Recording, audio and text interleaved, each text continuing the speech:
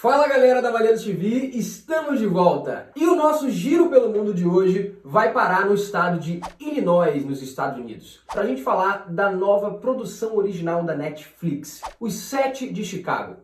Com um elenco de peso, o filme já é uma das apostas para o Oscar. A narrativa recria o famoso julgamento dos ativistas contra a Guerra do Vietnã, acusados pelo governo americano de conspiração e incitação à violência nos anos 60. E aí? Quer entender um pouco mais o que estava rolando no mundo nessa época? Aguenta a vinheta aí.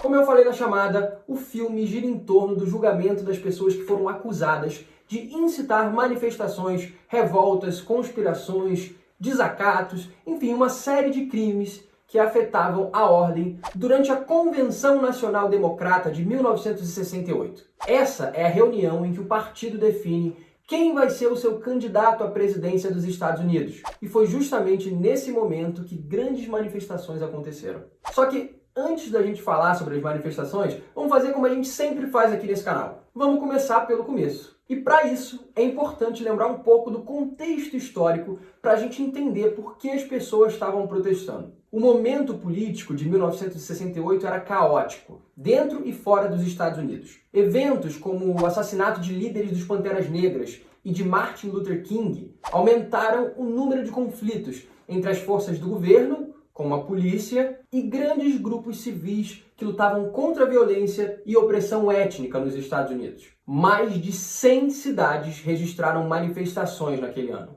100 cidades. Se não bastasse todo esse contexto de violência interna, o mundo assistia junto a fortes manifestações populares, como no caso das manifestações das cidades de Paris e Praga, duas cidades importantíssimas na época e até hoje. Os Estados Unidos e a União Soviética eram muitas vezes alvos nessas manifestações, por conta da postura violenta nas guerras em que eles se envolviam. Por mais que todo mundo tivesse muita coisa para criticar no mundo, o grande assunto do momento eram os horrores da Guerra do Vietnã. O ano de 1968 teve logo no início uma grande ofensiva vietnamita, o que gerou depois uma revanche americana terrível que causou uma verdadeira chacina, uma chacina que ficou conhecida como Massacre de My Lai. Nesse episódio, mais de 500 civis, eu não estou falando de soldados inimigos, 500 civis foram mortos pelos americanos. Alguns números apontam, inclusive, a morte de 170 crianças. Ou seja, o mundo estava vendo o mais puro horror que uma guerra pode causar. Aliás, a Guerra do Vietnã talvez mereça um vídeo aqui no canal só para ela. Então,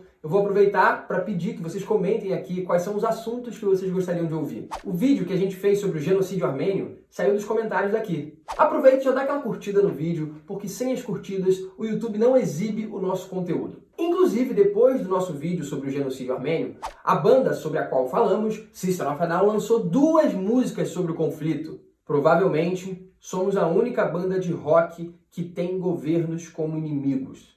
A única banda de rock que está em guerra.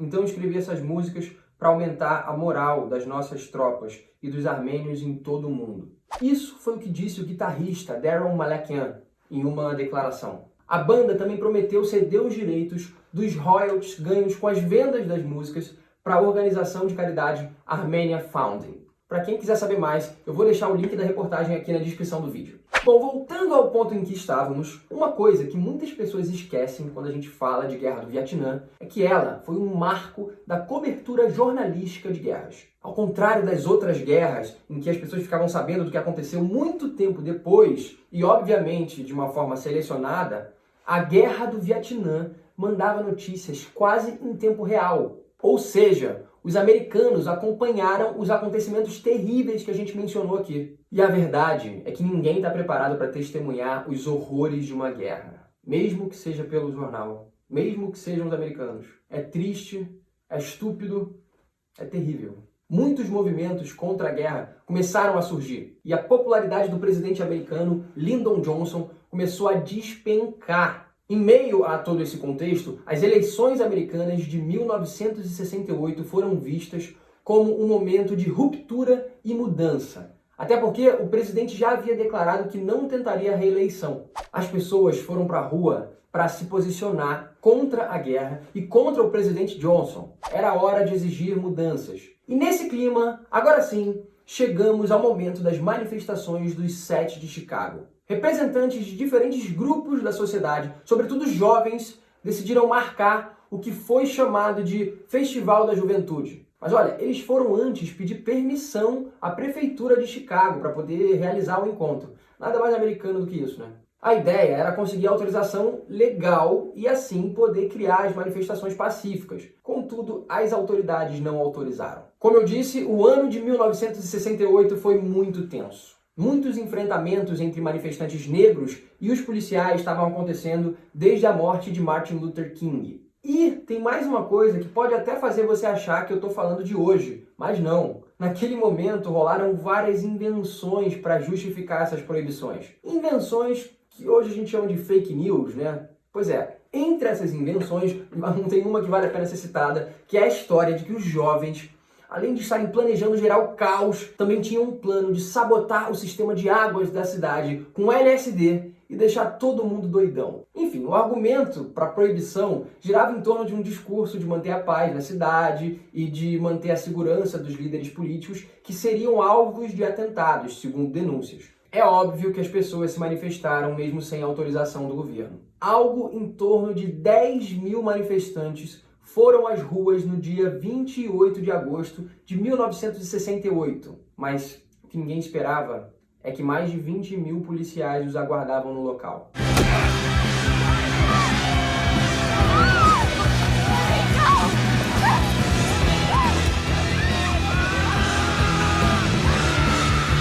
No meio da tarde, uma pessoa decidiu abaixar a bandeira americana que estava estiada e a polícia foi atrás para impedir, agredindo o rapaz. A resposta dos manifestantes também foi em parte violenta, arremessando objetos contra a polícia.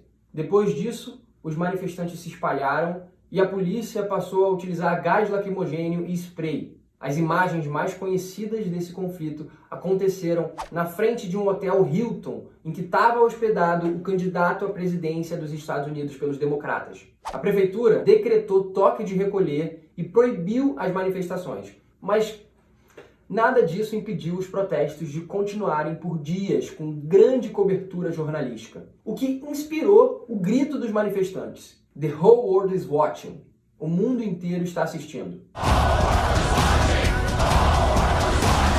Depois de centenas de feridos, tanto policiais quanto manifestantes, e outras centenas de presos, os ditos líderes dos movimentos foram levados a julgamento. O filme mostra justamente esse processo. E mostra como os líderes, que nem sempre se entendiam bem e tinham posturas bem diferentes, decidiram lutar juntos por um objetivo parecido. O resultado do processo não foi bom para ninguém. A Guerra do Vietnã ainda durou anos. Os democratas perderam a eleição para o republicano Nixon e uma lei que tornava crime atravessar o limite de estados para incitar revoltas foi criada e usada para julgar esses líderes. Um ponto importante para a gente falar é que, embora o nome do filme seja Os 7 de Chicago, na realidade eram 8 os líderes.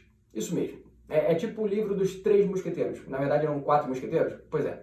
Eu vou explicar. Um dos líderes, Bob Seale, foi julgado separadamente dos outros. O seu advogado não pôde defendê-lo por um problema de saúde e o juiz ordenou que o advogado dos outros defendesse Seale também, mas ele não aceitou. Sendo um ativista no campo dos direitos sociais e um dos fundadores dos Panteras Negras, ele, obviamente, gostaria de ser defendido por um dos seus. Mas o juiz não permitiu, e também não permitiu que ele se representasse e nem que adiasse o julgamento. Depois disso, Seale passou a ofender o juiz e chamá-lo de racista, porco, fascista e outras coisas. O que já parecia ser uma situação muito complicada, teve um final pior, muito pior. O juiz Hoffman ordenou que Bob Seale fosse amordaçado dentro do tribunal. We've dealt with jury tampering, wiretapping, a defendant that was literally gagged. Get your hands off me! You're the first to suggest that I have discriminated against a black man.